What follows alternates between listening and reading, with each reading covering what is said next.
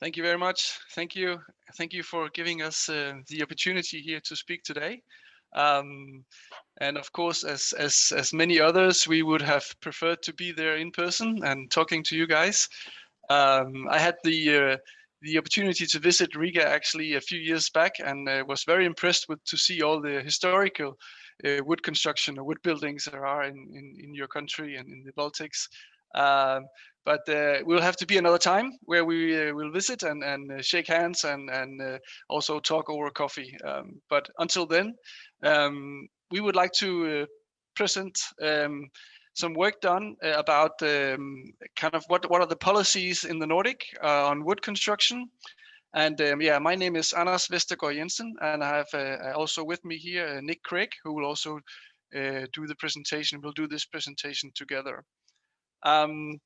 So if you go to the next slide, we put in a oh yeah, sorry, that's who we are actually. Yeah, so we put in a short agenda on what we're going to talk about today. A short welcome and about who we are, a short introduction, where we come from and why are we speaking here today. Then we would like to take a little bit more deep dive into the Nordic perspectives on wood construction, kind of to fly in on the Nordic to see what are the stats and how much forest area is there, and some numbers just to give it in all perspective. And then kind of the core thing will be a talk about the policy trends in the Nordic wood in construction today. And this is an ever-changing area as we speak. I mean, new policies are coming up. But we did this work last year and pull out a kind of a brief report on this, which is available also. But we will take a deep dive into that. And then lastly, we will talk a little bit about the Nordic initiatives for wood in construction. So what else is going on in the Nordic? And it will not only be on wood in construction, but also more broadly on sustainable construction, because I mean, all of this speaks into the wood construction, and it's kind of we think also it's important to take a kind of a full perspective on the construction sector today to give that perspective. Yeah, but the next slide. So we come from me and Nic has been co-managing a Nordic wooden construction project, which was commissioned by the Swedish government and the Nordic Council of Ministers back in 2018 and ran for 3 years. It was hosted by EIT Climate Kick and was kind of set up with a pan-European advisory board. So we had representatives from Finland, Sweden, Norway, Denmark, and Iceland to advise and kind of give input to the whole project. So it just ended the project, but as I also kind of say a little bit about in the end of this presentation, it does continue although in another format here. But just to give you a small kind of overview of what kind of activities that has been in this project. As you can see here, we had a lot of different areas and just pulled out some of the kind of main events or main areas here. So we actually did a kind of as we started to doing kind of workshops around the Nordic to find kind of what are the barriers and opportunities for wood construction. Why don't we have more wooden construction today? But also, where are the kind of the good opportunities here? We also did an analysis of kind of the sustainable development goals. I mean, how does the wood construction kind of benefit to that or contribute to that? But also, where are there kind of maybe some disadvantages where kind of maybe it could also limit the ability to reach those sustainable development goals? We also did some different exhibitions and also published a report about wooden construction 25 cases, which Nic will also mention briefly later on. In the end of the project, we actually launched a platform for municipalities aimed at the Nordic municipalities, but also very much also kind of talks into, in general, municipalities that would like to build more with wood. During the project, we met a lot of municipalities who were eager to start building more with wood, but maybe didn't have the kind of the the necessary knowledge or experience, and actually lacked a little bit of guidance and some tools to do that. So we launched a platform last year, which we will also do a short kind of brief on in the end of the presentation here. Yeah, so this was just to give an overview of kind of what was this project about, what kind of activities had we done. Yeah, one of the activities was also to go and visit Riga, actually, at a conference. Yeah, so next slide. Next on the agenda, I would like to kind of maybe zoom in a little bit about the Nordic and wood construction. And of course, here we need to talk about the forest area. And as you can see here, we put in a graphic here, an infographic, to kind of showcase what kind of forest areas are there in the Nordic. And as you can see, of course, Sweden has a lot of forest area, but also Finland and Norway, and then Denmark and Iceland, not so much, but still also something. Yeah. And as you can see, or as you maybe also know, all of this forestry area is done or try to be done in a sustainable forest management way. So actually the forest areas has been growing over the last decades, even though more and more wood is actually also utilized. But there's also, the big discussion about biodiversity and production, which is ongoing. So there are some issues to be dealt with here. To give you some numbers here, we have put out the Nordic countries that we were working with in the project. And as you can see, kind of one of the drivers for wood in construction is also their carbon neutrality goals, which are put out, by many countries, and all the countries also have to report in on this, as also mentioned earlier today in the presentations. But as you can see here, the Nordic countries have various years where they are aiming for reaching carbon neutrality. As you can maybe see here, Norway is maybe the most ambitious one you can see from just these numbers. But that whole kind of national goal on carbon neutrality also pushes for new solutions and how we can also build with less carbon embedded in the materials. And here wood is of course a big beneficial one. You can see the forest areas here in numbers, but also the percentage of land use, which is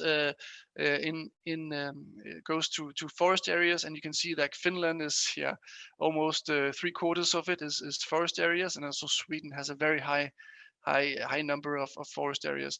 Iceland is very low, but they're working on it and actually rebuilding or kind of regrowing the forest areas here.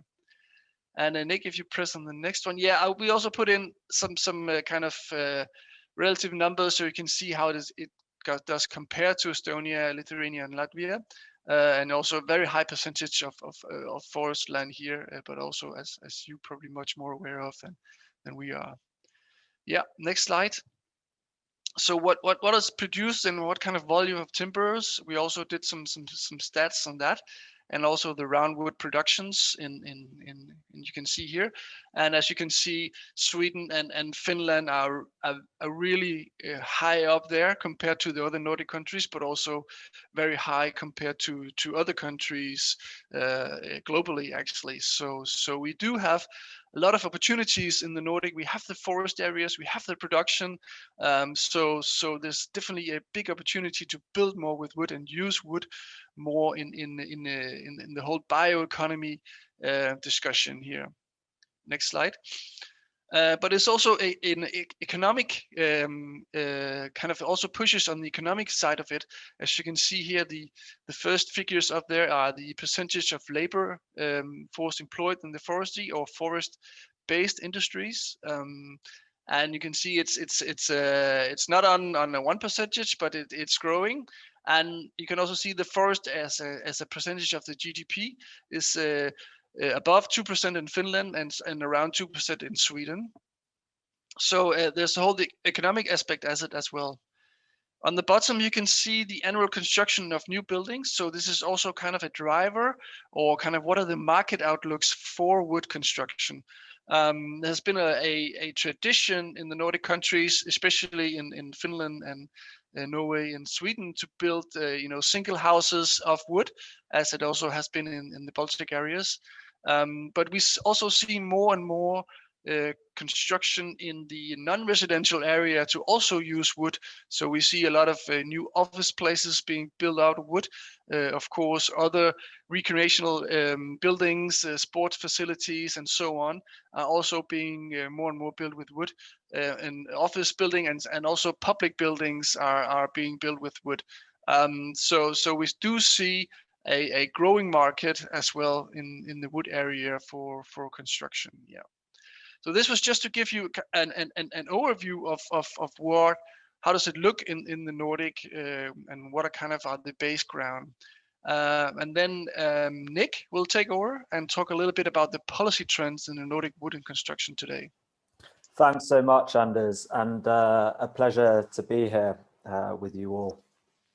So yeah, as Anders mentioned, I'm going to talk a little bit about some of the policy trends we're seeing in Nordic wood and construction today.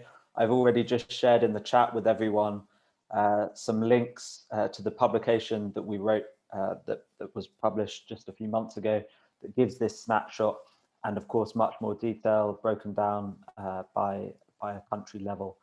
But broadly, just firstly to say, I think the Nordics are doing pretty well in shifting towards a circular and bio-based economy. That's the goal at a Nordic level. But there remains a lot to be done to achieve the scale in terms of wood construction to realize that going forward. So wanted to talk a little bit about 5 trends we're seeing within Nordic policy for wood construction. And I'll just dive straight into the first one. And that is really the focus on public procurement and local government and municipalities within the Nordics. Now, municipalities are driving the wood and construction market, both publicly and privately, in a couple of ways. And the first is through public procurement, through procuring schools, hospitals, kindergartens, public housing, and the like. I've got this picture in here on the slide of Lade School in Trondheim, Norway, a fantastic wood school there. And that public procurement drives the whole construction market within those municipalities that are doing really well to then be more adept at building with wood. So all of the suppliers that are private then are working more with wood, and that changes the private market as well. As well as this, a lot of municipalities have strategies to increase local wood construction. I've just got a picture of Växjö here in Sweden, sorry, that had a strategy for a long time, and you can look at municipalities like that as real leaders. So that public construction is really key. And in Finland, they have actually recently set a goal of 45% of public construction by 2025 to be done in wood. And that's only at about 11% now. So there's still quite a significant journey to go there. But having that public construction, public procurement is a real driving force. There are some challenges, though, that municipalities have in the tendering process and lacking enough freedom to really decide exactly materials that they want schools to be built out of. They have to go through slightly complex ways. But also there's quite an imbalance across the Nordics. There are some municipalities that are doing really well and driving this agenda and have a great deal of experience and expertise. And there are some who are further behind. And one of the things we did as part of this project that we're going to talk you through later is the Nordic Municipalities Wood platform that we built to help municipalities within the Nordics, but also relevant, I think, to the whole audience here today, because there's a lot of great resources in there about wood construction and tendering and those sorts of things. But we'll dive into that later. The second kind of main policy trend I wanted to pick up on was the national regulations. I think it's important to underline that across each of the Nordic countries, there is new policy coming forward on construction and their climate impact, and the use of LCA, life cycle analysis, that is, and that needs to be declared in the future. And the result of that will be more wood, of course, due to its lower climate impact. I'm preaching to the choir here, I know. So you can see this timeline on the right, and if you click on the link that I've posted in the chat, you can see a more detailed version of this where you'll actually be able to read the text But basically, over the next decade or so, many of the Nordic countries have now set in climate declarations and sustainability classes on buildings that are coming forward. However, even Sweden, who has been the most advanced in setting out suggestions from Boligverket, which is the National Housing and Building Authority, they have suggested some proposed reductions for 2027, 2035 and 2043 and so on. Those are still only suggestions, and I think what the real driver needs to be is that once those long-term fixed goals are set and in law, that will really have a big shifting impact there. So national regulation is coming, but it's still got some way to go to set the direction for the whole construction market. Thirdly, wanted to pick up on the kind of growth in demand for wood within the Nordics has been quite staggering. I think the one stat I always like to pick out is between 2018 and 2019, a 51% increase in Sweden in wooden apartment blocks building. So not just, as Anders mentioned, the small single-story homes and summer cottages and things like that, but big buildings, as you see in the photo here. And of course, as Anders talked through the numbers, the Nordics have a huge amount of sustainably managed forestry resources and production capacity is increasing, but that's not increasing at a rate enough to keep up with demand. So often building elements in wood have to be sourced from elsewhere, and as much of the rest of Europe, we rely on Austria for sourcing a lot of that. Slide. Next. There's a lot of Nordic expertise from all of these different stakeholders that you can see on this slide, from businesses, governments, both local and national, within research and development, within education, and within third-party organizations and initiatives.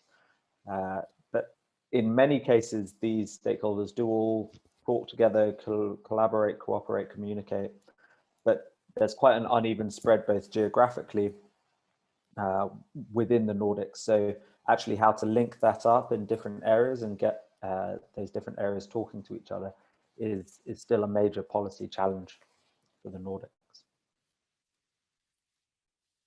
Lastly, just to talk a little bit about one of the things I find most exciting that really needs to come forward from a policy perspective. Now, of course, we all know that wood buildings have a lower carbon footprint typically, not always. But they do also have a handprint. Now, the handprint theory is basically on the positive impact it has on climate storage, and how can this change the economic case for building in wood? That methodology around handprinting and the thoughts behind that is really being led in Finland at the moment. A huge amount of work underway there, which is really critical. And once we have this agreed method for calculating how much carbon is sequestered and stored in a building, then we can try and link that to financial mechanisms that fund carbon removals. For example, through carbon offsets. If people could buy carbon offsets and it goes to funding wood construction, it totally changes the economic case for building with wood compared to building with more conventional materials. This is very early stages in the thought process here in the Nordics, but this is a major policy challenge where if this could be tackled, then you'd see a real shift in the market, we believe. And lastly, just to highlight, I think, you know, the Nordics are often held up as a great example with wood construction, but there remains, and we've consistently found this through the running over the past 3 years of this wooden construction project, is that there is a huge mindset problem still, although it is changing slowly towards wood, that there is, especially within regulation, a tendency towards more traditional ways of building and materials, and that even though it's not conscious and there tries to be a material neutral approach to regulation, there is still not the flexibility inherent in the regulation to allow for new low carbon materials to come onto stream. as Anders mentioned, I also wanted to talk a little bit about a piece of work we did slightly earlier in the project, which was a case catalogue of 25 cases of Nordic practice and buildings and companies working within the Nordics. And I think this was a really key document for us because a lot of people find it very hard to visualize what does it look like to build in wood. It's all very well talking about it as we're doing at this conference, but you really need to see and feel those buildings. Of course, it's best when you can go and walk around them and touch and feel them. The second best of that is to see them, you know, online and on paper. So this this document, which I'll share a link to shortly in the chat, kind of demonstrates some of the benefits and drivers, but really, if you'll pardon the pun, the concrete examples of wood construction that have taken place in the Nordics. So I'd urge you to take a look at that piece of work. It's all available online. You can see some really great buildings and companies working there. They're really great. They were selected based on their innovation, their environmental benefits, but also social local benefits, how they've come up in the economic case, and interesting partnerships they've done. So a really wide range there. And as you can see in my slightly squished map of the Nordics to fit into a slide, they cover a really wide range of areas. So just lastly, before I hand back to Anders, I wanted to just leave you with 5 kind of takeaways to what the Nordics has been doing well. Of course, I've outlined quite a few challenges with the policy area, but firstly, the Nordics and the wood construction sector of the Nordics has really been embedded in this sustainable forestry practice, both from a carbon perspective, forest growth perspective, and increasingly the biodiversity perspective as well. And that gives a really good foundation. Secondly, that some of the early movers in the market who, you know, really started to push this agenda 10, 15, 20 years ago are now really seeing that pay dividends, and others are now looking to those companies to say, okay, how can we replicate this? As noted in one of the earlier slides, there's that collaboration across the supply chain with unusual actors. I think that's quite unique within the Nordics, is how research and development institutions talk together directly with companies, directly with municipalities, and how they all work together to create this ecosystem of stakeholders that help to drive the agenda. Of course, the economic case now does exist for multi-story wood. It is price competitive with conventional materials, concrete and steel, and also hybrid solutions are increasingly popular within the Nordics as well. And lastly, the local and national policy is both driving change, but is also trying to move fast to keep up with an ever-changing agenda. So that's really critical here in the Nordics as well. And Anders, we're going to talk a little bit about Nomu Wood, I think. Yes, thank you very much. Yeah. As Nic also mentioned, or also mentioned earlier, we have seen in the Nordic and probably also elsewhere in the rest of the world that there's kind of being made a shift from talking about operational carbon in buildings to more embedded, what's embedded in the materials actually, and that has also pushed this whole agenda, and some numbers done on LCA calculations have shown that actually as much as in the operational phase, as much carbon is also embedded in just the materials you use, a little bit different from what kind of type of construction you're talking about. But back to this, so in our project, we were looking for, okay, how can we mostly push for having more wood construction in the Nordic? And as I also mentioned earlier, we many times during the project, we met with municipalities, cities who were really eager to do this.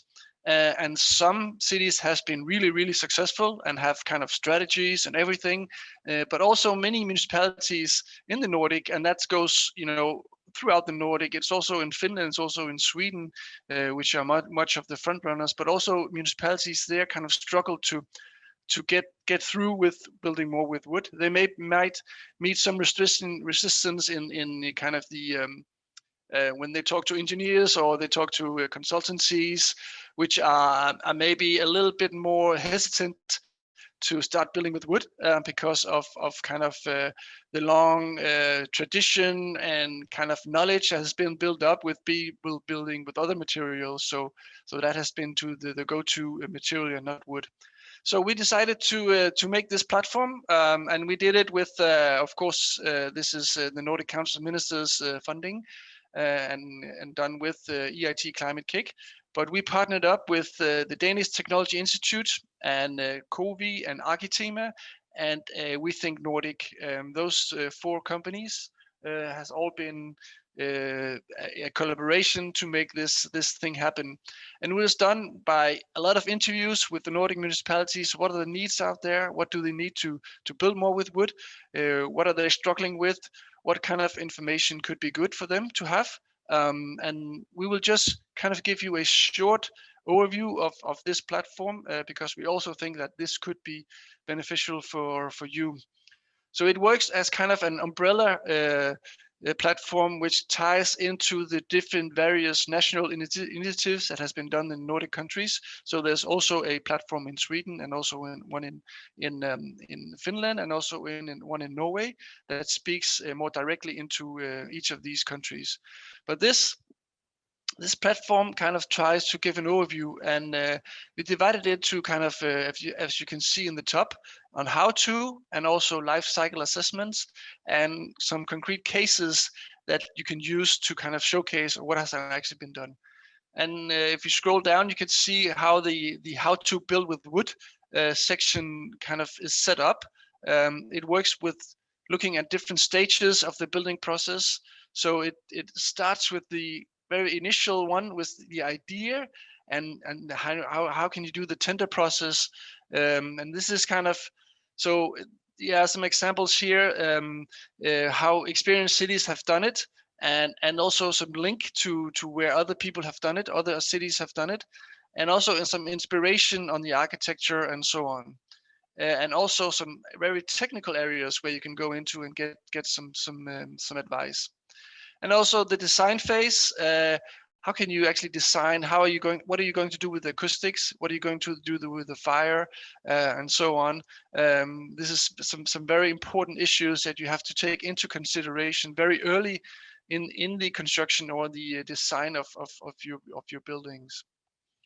And then the whole construction thing also, what do you need to know? What kind of benefits are there? Yeah, and also some experience that other has been doing with the construction time, and also as mentioned earlier, I think it was Paul who mentioned that the fast construction that is possible to do with wood construction. I mean, you don't need that many people to actually put up a wood construction, and it goes really fast. But then also the kind of the operational phase of the wood construction. What do you need to take in consideration? The interior wood, and how can you design and the exterior wood? How can you do that? How can you do the maintenance so it's done in a economically and sustainable way? Yeah, and then lastly, but also very important, the end of life, or you could also say the second life of wood. How is the life cycle of wood? How can you use it again, maybe in other settings? And also said here that, okay, there's a lot of wood we can use, but even though if we can use it again, the wood in the end of life, and not just burn it and use it for energy.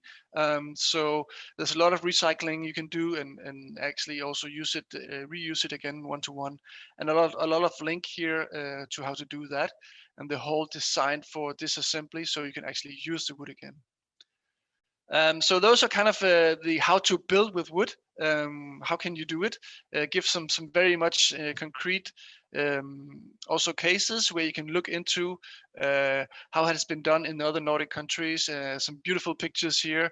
You can see what are the environments and economic benefits here of different buildings here, and you can also look into on different country level. You can sort it on different country levels, and also different types of cases, if it's school, residential, office buildings, or other ones. Yeah. And then there's also actually a whole other part, which is the life cycle assessment. which was mainly done by COVI and Arkitema. A lot of municipalities are met with experts on this issue and kind of don't have the capacity to go into these discussions. So the aim of this e-learning, we actually did an e-learning tool here where you can go in and everyone can do this. It's free of use. You can do it this afternoon. You can do it right now. So the idea is not to make new experts on LCA, but actually just to give municipalities a go-to place and see, okay, what are we actually talking about? And if you take this course, you will have kind of a basic knowledge about LCA, and you can see the different elements here. The LCA for wood, the life cycle, the different modules that the LCA is built up about, and also some case studies where we have done some actually calculations to see what are the benefits of actually working with wood if you have the LCA viewpoint on it. And also there are different interviews here with experts on this areas or architects which have built with wood. So I encourage you all to go into this, and it's in English, or if it's not in English, then it's texted, so you can actually, everyone should be able to follow it, even though it's of course with the Nordic perspective. So that was kind of an invitation to you to use this tool as well.